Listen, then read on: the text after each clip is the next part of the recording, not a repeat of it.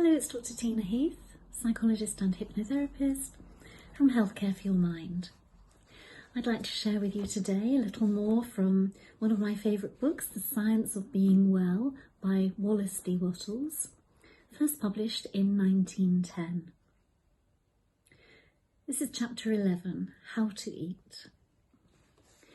It is a settled fact that a person naturally chooses his food. The few faddists who maintain that we should bolt our nourishment after the manner of the dog and others of the lower animals can no longer get a hearing. We know that we should chew our food, and if it is natural that we should chew our food, the more thoroughly we chew it, the more completely natural the process must be. If you will chew every mouthful to a liquid, you need not be in the least concerned as to whether you are getting enough nutrients, for you have already chosen the best foods according to natural law. Whether or not this chewing shall be an irksome or laborious task, or a most enjoyable process, depends upon the mental attitude in which you come to the table. If your mind and attitude are on other things, or if you are anxious or worried about business or domestic affairs, you will find it almost impossible to eat without bolting more or less of your food.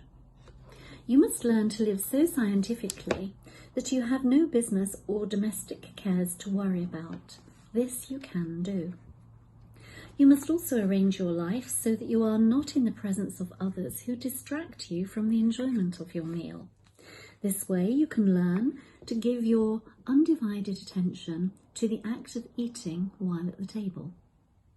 The matter of eating only when in a peaceful state of mind must be emphasized.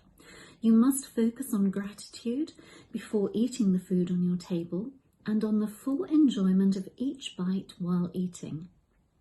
After eating, you must again focus on gratitude for the vital force from the food supplied to you through the one living substance. These mental actions will assist in the physical extraction of vital force from your food and in bringing the principle of health within you into full constructive activity. You must therefore eat with an eye single to the purpose of getting all the enjoyment you can from that meal.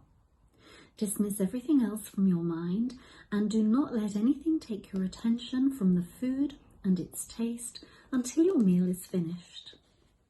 Be cheerfully confident, for if you follow these instructions, you may know that the food you eat is exactly the right food and that it will agree with you to perfection.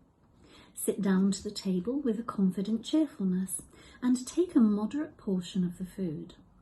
Take whatever thing looks most desirable to you. Do not select some food because you think it will be good for you. Select that which will taste good to you. If you are to get well and stay well, you must drop the idea of doing things because they are good for your health and do things because you want to do them. Select the food you most want. Gratefully give thanks to God that you have learned how to eat it in such a way that digestion shall be perfect, and take a moderate mouthful of it. Do not fix your attention on the act of chewing. Fix it on the taste of the food. And taste and enjoy it until it is reduced to a liquid state and passes down your throat by involuntary swallowing. No matter how long it takes, do not think of the time, think of the taste. Do not allow your eyes to wander over the table, speculating as to what you shall eat next. Do not worry, for fear there is not enough and that you will not get your share of everything. Do not anticipate the taste of the next thing. Keep your mind centred on the taste of what you have in your mouth.